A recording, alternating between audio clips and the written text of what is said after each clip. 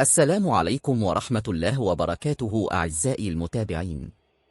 الجزائر ضد بوركينا فاسو، موعد المقابلة والتوقيت.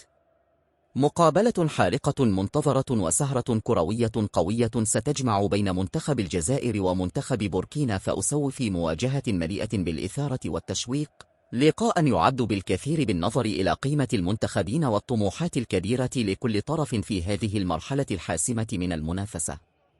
هذه المواجهة تندرج ضمن منافسات بطولة كأس إفريقيا، وذلك برسم إحدى مباريات دور المجموعات، حيث تزداد حدة الصراع وتتعاظم أهمية النقاط مع اقتراب الحسم، ما يجعل هذه المقابلة محط أنظار الجماهير والمتابعين.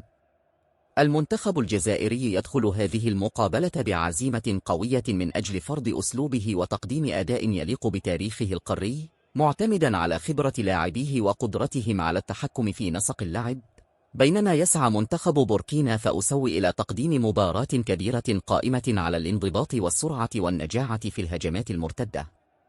ستقام هذه المواجهة على أرضية ملعب الأمير مولاي الحسن بمدينة الرباط في المملكة المغربية، وذلك اليوم على أن تنطلق صافرة البداية في تمام الساعة 6:30 مساء بتوقيت المغرب والجزائر وتونس.